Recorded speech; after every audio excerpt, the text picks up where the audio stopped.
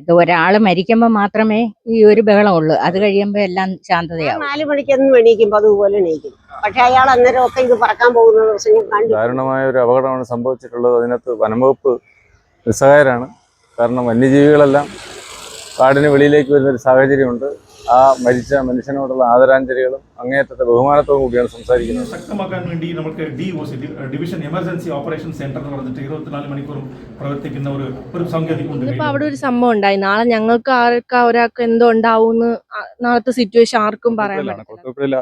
ഇന്ന് അതിരാവിലെ ഉണ്ടായ ഒരു ദാരുണമായ ഒരു സംഭവമാണ്. കാട്ടുപോത്ത് കുത്തി 90 വയസ്സുള്ള ബഷീർ എന്ന് പറയുന്ന ഒരു മധ്യവയസ്കൻ മരണമടഞ്ഞു.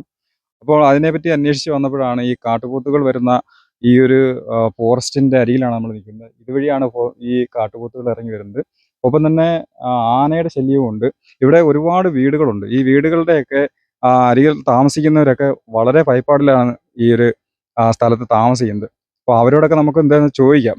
നമ്മളോടൊപ്പം ചേരുന്നത് ഇവിടുത്തെ പ്രദേശവാസിയായ സുകന്യ എന്ന് പറഞ്ഞ ഒരു അമ്മയാണ്. ഈ അമ്മ തനിച്ചാണ് ഇവിടെ താമസിക്കുന്നത്.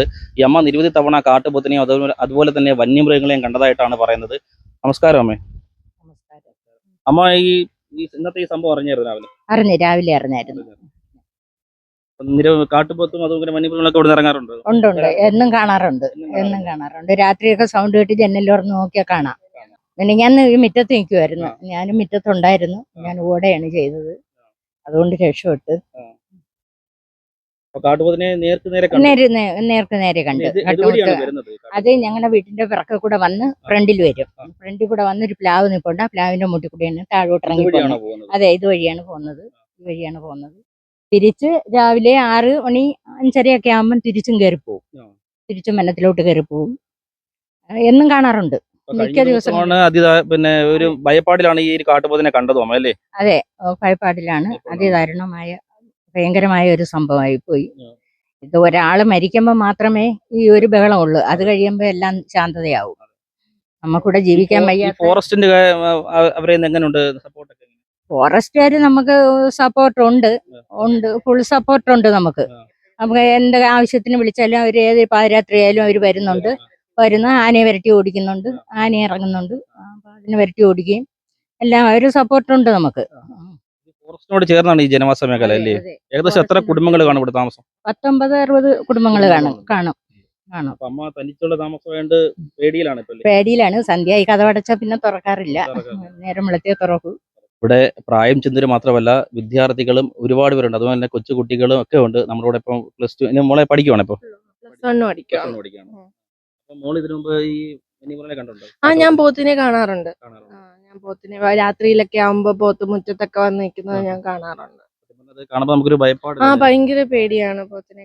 നേരെയൊക്കെ വന്നിട്ട് ഉണ്ട്. നമ്മൾ ഓടിയിട്ടുണ്ട്.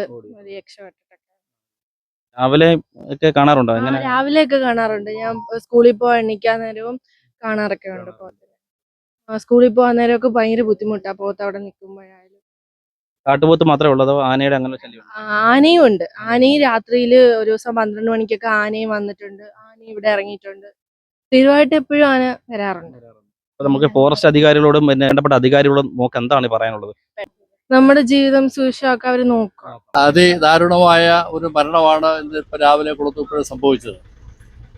ബഷീർ എന്ന് പറയുന്ന ഒരു പാവപ്പെട്ട തൊഴിലാളി വീട്ടിൽ നിന്ന് കൂലിവേലയ്ക്ക് ഇറങ്ങി രാവിലെ 5:30 മണി കഴിഞ്ഞ് പോകുന്ന വഴിക്കാണ് കാട്ടുപോത്ത് അദ്ദേഹത്തെ ആക്രമിച്ചത്.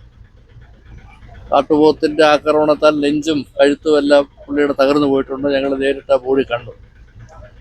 അപ്പോൾ തന്നെ കുളത്തൂപ്പുഴയിലെ പഞ്ചായത്തിലെ ജനപ്രതിനിധികളായിട്ടുള്ള ആളുകൾ, നാട്ടുകാരെല്ലാം കൂടി ആ വിവരങ്ങൾ MLA എന്നുള്ളതിൽ അറിയിച്ചു. അതിൻ്റെ അടിസ്ഥാനത്തിൽ ഞാൻ ഇവിടെ എത്തി. ഫോറസ്റ്റുകാരെയും DFO, RO, CCF അടക്കമുള്ള ആളുകളെ അറിയിച്ചു. അവരെല്ലാം വന്നു.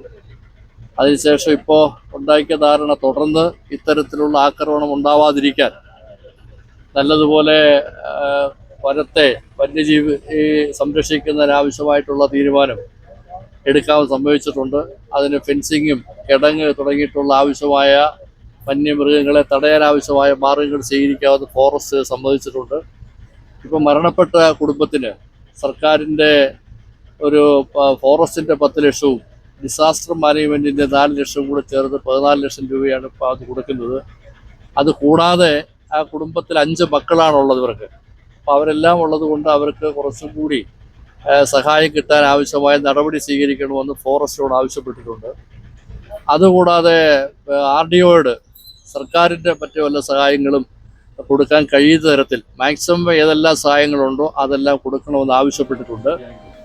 ഇപ്പോൾ 5 ലക്ഷം രൂപ ഫോറസ്റ്റിൻ്റെ മരിച്ചുപോയ ആളിൻ്റെ ഭാര്യയുടെ കൈവശം ചെക്ക് ഫോറസ്റ്റിൻ്റെ CCF അതുപോലെ DF അടക്കമുള്ള ഉദ്യോഗസ്ഥരുടെ സാന്നിധ്യത്തിൽ അവരെ ഏൽപ്പിച്ചിട്ടുണ്ട്. എല്ലാ സഹായങ്ങളും ആ കുടുംബത്തിൽ ഒരാൾക്ക് താൽക്കാലിക വാച്ചർ എന്നുള്ളതിലെ ഒരു ജോലി കൊടുക്കണമെന്ന് ആവശ്യപ്പെട്ടിട്ടുണ്ട്. അത് കൊടുക്കാം എന്ന് ഫോറസ്റ്റ് സമ്മതിച്ചിട്ടുണ്ട്. അങ്ങനെ എല്ലാ അർത്ഥത്തിലും ഈ ദുരന്തത്തിൽ പങ്കെടുക്കുന്ന നാട്ടുകാർ, പഞ്ചായത്ത് എല്ലാവരും സജീവമായി അവരോടൊപ്പം ഉണ്ട്. തുടർന്ന് ഇത്തരം സംഗതികൾ ആവർത്തിക്കാതിരിക്കാനുള്ള നടപടിയും സ്വീകരിക്കാമെന്ന് ഫോറസ്റ്റ് ഉറപ്പ് നൽകിയിട്ടുണ്ട്. ഈ വന്യമൃഗങ്ങൾ എന്ന് പറഞ്ഞാൽ ഇന്ന് രാവിലെ ഇദ്ദേഹത്തിന് ഈ ആക്രമണം നടന്ന സ്ഥലത്തിൻ്റെ തൊട്ടപ്പുറത്ത് തന്നെ 100-100ഓളം ഈ പറഞ്ഞ ബൈസൺസാണ് അതിനകത്തൂടെ പോയിട്ട് അപ്പുറത്ത് പാസ് ചെയ്ത് പോയി. CCTV വിഷ്വൽസ് ഒക്കെ ഉണ്ട്. റോട്ടിലൂടെ നടക്കുകയാണ് പട്ടാപ്പകലും രാവുന്നോ രാത്രിയെന്നോ വ്യത്യാസമില്ലാതെ. അപ്പോൾ അതിന് ഈ ഒരു ആക്ഷൻ പ്ലാൻ മതിയോ? ഈ ആക്ഷൻ പ്ലാൻ ഇപ്പം നിലവിൽ ഇത് ഇനി കുറച്ചും കൂടി ശക്തമാക്കാനുള്ള നടപടികൾ നമ്മൾ ചെയ്തു വരുന്നുണ്ട്. ഇപ്പോൾ കോമ്പൻസേഷൻ്റെ പാർട്ട് രണ്ടാമതാണ്. നമ്മുടെ സർക്കാർ നമുക്ക് നിർദ്ദേശിക്കുന്നത് 3 ഒരു സിസ്റ്റമാണ് ചെയ്യുന്നത്. നമ്മൾ ആദ്യം കണ്ടെയ്ൻമെൻറ്റ്, വനത്തിനകത്ത് തന്നെ അനിമൽസ് നിർത്തുക. രണ്ടാമത് അനിമൽസ് പുറത്ത് വന്നു കഴിഞ്ഞാൽ suppose if the are out നമുക്ക് അതിനെ തിരിച്ച് കയറ്റിയുള്ള ഒരു സംഭവങ്ങൾ എന്തെങ്കിലും റെഡിയാക്കുക. മൂന്നാമതാണ് ഈ മിറ്റിഗേഷൻ എന്ന് പറയുന്നത്. നമ്മൾ പറഞ്ഞ ഇപ്പോൾ സോളാർ ഫെൻസിങ്, ഹാങ്ങിങ് സോളാർ ഫെൻസിങ് കാര്യങ്ങൾ. ഇതാണ് സർക്കാർ നമുക്ക് ഒരു 3 സ്റ്റെപ്പുകളായിട്ട് നമുക്ക് പറയുന്നത്. ആദ്യം കണ്ടെയ്ൻമെൻറ്റ് പറയുമ്പോൾ അകത്ത് തന്നെ വനത്തിനകത്ത് തന്നെ കാടുകൾ, നല്ല കാടുകളും എക്കോറെസ്റ്റോറേഷൻ ചെയ്യുന്നുണ്ട്. അതേപോലെ ചെക്ക് ഡാമുകൾ, പുതിയതായിട്ടുള്ള ഫ്രൂട്ട് സ്പീഷീസ്, ഇതുപോലെല്ലാം നമ്മൾ ചെയ്യുന്നുണ്ട്. പിന്നെ ഈ ജനങ്ങളുടെ കൂടി ഒരു പരിപാടി ചെയ്യാൻ വേണ്ടിയാണ്, മക്കളുടെ മധ്യയിൽ ഒരു അവയർനെസ് കൂടി വരുന്നതിന് വേണ്ടിയാണ് ഇത്തരം പരിപാടികൾ നമ്മൾ PRT, ജനജാഗ്രത സമിതി, പിന്നെ EDCകൾ, VSSകൾ ഇതുപോലെ കാര്യങ്ങൾ നമ്മൾ ചെയ്തിട്ടുണ്ട്. ഇനി ഇത് ശക്തമാക്കാൻ വേണ്ടി നമുക്ക് DOC, division emergency operation centre എന്ന് പറഞ്ഞിട്ട് 24 മണിക്കൂറും പ്രവർത്തിക്കുന്ന ഒരു സംഗതി ഉണ്ട്, കയ്യിലുണ്ട്. എപ്പോൾ വിളിച്ചാലും ശരി അടുത്ത മിനിറ്റ് വനവകുപ്പ് എത്തും. ബട്ട് ഇതിൽ നമുക്ക് മക്കൾക്ക് പറയേണ്ട ഒറ്റ കാര്യം, ഇതുപോലെ സംഭവങ്ങൾ നടക്കുമ്പോൾ നമ്മളും ഇത്തരം ഒരു കാര്യങ്ങളുടെ നമ്മളൊരു ഫ്രണ്ട് ലൈൻ സ്റ്റാഫുകളുണ്ട്, റേഞ്ച് ഓഫീസറുണ്ട്, ഡെപ്യൂട്ടി എല്ലാവരും ഉണ്ട് ഇവിടെ. അവർ 24/7 ഓടി നടക്കുന്നു. അനിമൽസിംഗ് ഇറങ്ങുമ്പോൾ മക്കളുടെ അവയർനെസ് കൂടി നമ്മൾ എത്ര വേഗമായിട്ട് നമ്മൾ കൊടുക്കുന്നുണ്ട്. ഇതിപ്പോൾ പ്രശ്നം എന്ന് പറഞ്ഞപ്പോൾ അത് അവർ തന്നെ പറഞ്ഞല്ലോ, വൈകിട്ട് 6:30 കഴിഞ്ഞാൽ പുറത്തിറങ്ങാൻ കഴിയുന്നില്ല ആളുകൾക്ക്. അതുപോലെ രാവിലെ 7 മണി, ഇദ്ദേഹം പുലർച്ചെ 5:30 റോട്ടിലൂടെ പോകുമ്പോഴാണ് പെട്ടെന്ന് ഈ അറ്റാക്ക് ഉണ്ടാകുന്നത്.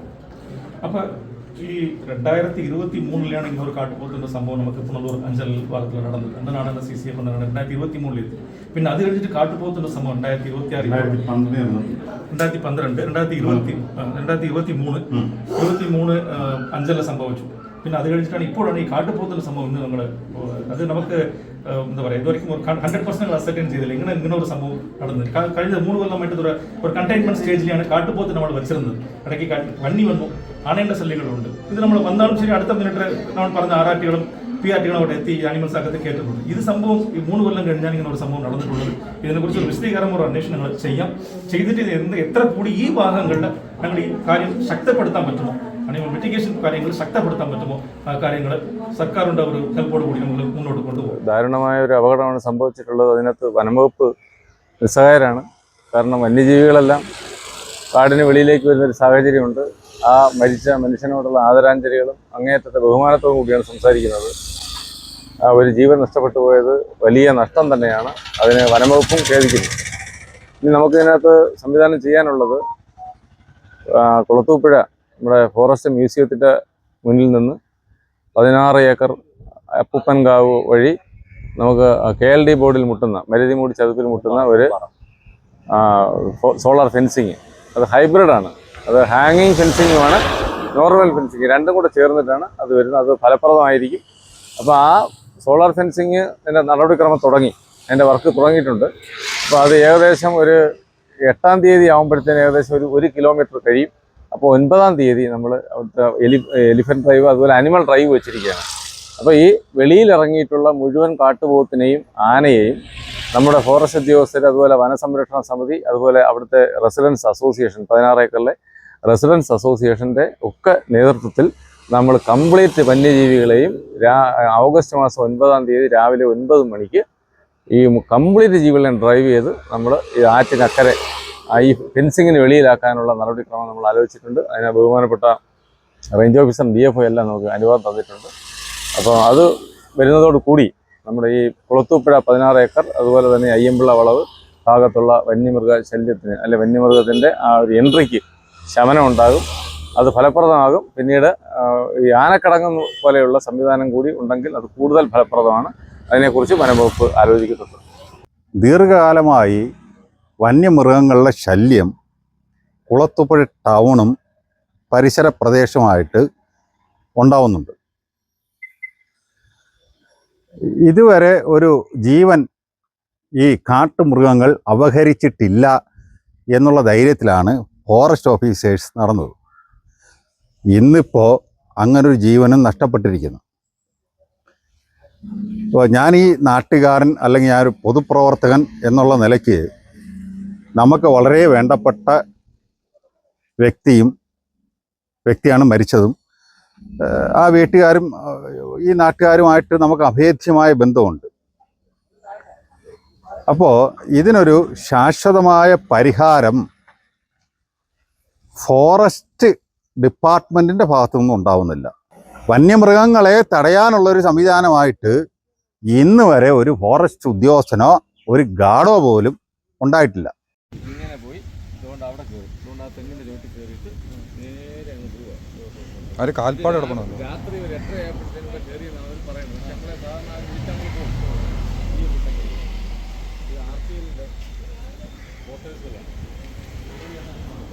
തിരിച്ച് ഈ രാത്രി പോയ സാധനം തിരിച്ച് 5:30-ക്ക് ഇറങ്ങി വരിക. 5:30-ക്ക് ഇറങ്ങിയപ്പോൾ ഈ വണ്ടിയോട് കാണും. പിന്നെ ഇതിരിക്കണം. അപ്പോൾ ഇതൊക്കെ കറക്റ്റ് വരികയല്ലേ? ഞാൻ 4 മണിക്കൊന്നും എണീക്കുമ്പോൾ അതുപോലെ എണീക്കും. പക്ഷെ അയാൾ അന്നേരമൊക്കെ ഇത് പറക്കാൻ പോകുന്ന ദിവസം ഞാൻ കണ്ടിട്ടുണ്ട്. പക്ഷെ ഇന്ന് എണീറ്റ് ഞാനിതുപോലെ പുറത്തോട്ട് ഇറങ്ങിയപ്പോഴും അവിടെ കിടക്കുന്ന കണ്ടത്. ഒന്നും ഒരു ശബ്ദം പോലും കേട്ടില്ല. കാരണം ഈ തൊണ്ടയ്ക്കെങ്ങാണ്ട ഈ പന്നി കുത്തിയത്, കാട്ടുപോത്ത് കുത്തിയത്. മിണ്ടാൻ പറ്റിയിട്ടില്ല. അങ്ങനെ അവിടെ കിടന്നപ്പോഴാണ് പിന്നെ എൻ്റെ മോനോട് പറഞ്ഞു, ഗോപനെ അറിയാമോ? പാർട്ടിയിലുള്ള ഗോപൻ്റെ അമ്മയും മോളുവാ, ചേട്ടൻ്റെ മോളുവാ ഞങ്ങള്. അപ്പൊ അവനെ വിളിച്ച് പറഞ്ഞപ്പോൾ അവനാണ് എല്ലാവരോടും പറഞ്ഞത്. അങ്ങനെ എന്നും പറയണ്ട മോനെ, കഷ്ടം. അയാളുടെ ജീവിതം ഇവിടെ വരേ ഉള്ളൂ. അപ്പൊ രാത്രിയിൽ ഞങ്ങൾ കണ്ട് ഈ വയലിന്റെ താഴ്വശത്ത് ഒരു കാട്ടിൽ 3-4 എണ്ണം ഉണ്ട്. ഞങ്ങളെന്നും ലൈറ്റ് അടിച്ച് നോക്കിയിട്ടേ കിടക്കത്തുള്ളൂ. കാരണം നമുക്ക് പുറത്തോട്ട് ഇറങ്ങണ്ടേ. ഇത് ആദ്യമായിട്ടുണ്ടായ സംഭവം. വേറെ എവിടെയെങ്കിലും ഉണ്ടായിട്ടുണ്ടോന്ന് അറിയത്തില്ല. ആദ്യമായിട്ടുണ്ടായ സംഭവം. വെളിയിൽ ഇറങ്ങുമ്പോഴേ കാണാറുണ്ടോ? ഞങ്ങൾ രാത്രിയിൽ പുറത്തിറങ്ങി നിന്ന് പട്ടി കുരയ്ക്കുന്ന കേട്ടോണ്ട് ഞങ്ങൾ ടോർച്ച് അടിച്ച് നോക്കിയപ്പോ ഇയാടെ ഈ മില്ലുകാരൻ്റെ അയ്യോ താഴെ കിടക്കുന്നു. അവിടെ നിൽക്കുന്ന ഒരു 3-4 എണ്ണം ഇങ്ങനെ കൂടി നിൽപ്പുണ്ട്. വെട്ടം കൊണ്ട് അത് ഇങ്ങോട്ടും അങ്ങോട്ടും ചലിക്കാതെ അവിടെ നിന്ന്. അപ്പൊ ഞങ്ങൾ കയറി കഥ അടച്ചപ്പോഴും കണ്ട ഇങ്ങനെ കയറി റൗണ്ട് ചെയ്ത് പോവും. അങ്ങാണ്ട് പോയിട്ട് വെളുപ്പിനെ 4 മണിക്കൊക്കെ അത് ഇറങ്ങി കാട്ടിലേക്ക് പോകും. അങ്ങനെ വന്ന വഴിയാ ഇയാള് പാവപ്പെട്ടവൻ ഇവിടെ വന്ന് കുറച്ചു നേരം ഇരുന്നിട്ട് ഇങ്ങനെ ക്രോസ് ചെയ്ത് പോകാൻ പോയ വഴി ഞാൻ കണ്ടായിരുന്നു. പക്ഷെ അയാളുടെ ജീവിതം ഇവിടെ വരെയുള്ളൂ. അത് പറഞ്ഞുകൊണ്ടാണ്. അങ്ങനെ അവിടെ ഈ റോഡിൽ തന്നെ കിടന്ന് ആരും ഒന്നും ചെയ്തൊന്നുമല്ല, അവിടെ തന്നെ കിടക്കുമായിരുന്നു. ഇവിടുത്തെ ജനങ്ങൾ വളരെ അധികം ഭീതിയിലാണ് ഇവർ ഓരോ നിമിഷവും ഇവർ മുന്നോട്ട് പോകുന്നത്. ഇന്നത്തെ ഈ അതിദാരുണമായ സംഭവമാണ് ഇവിടെ മൊത്തവും ഈ പ്രദേശം മൊത്തവും വളരെയധികം ഞെട്ടലോടെയാണ് ഈ പ്രദേശവാസികളെല്ലാം കണ്ടത്. വേണ്ടപ്പെട്ട അധികാരികൾ ഇതിനൊരു നടപടിയെടുത്ത് ഇവർക്ക് വേണ്ടുന്ന സുരക്ഷിതത്വം ഉറപ്പാക്കണമെന്നാണ് കൊട്ടാരക്കര വിഷൻ റിപ്പോർട്ടർ സുജിഷ് നിങ്ങളോട് പറയാനുള്ളത്.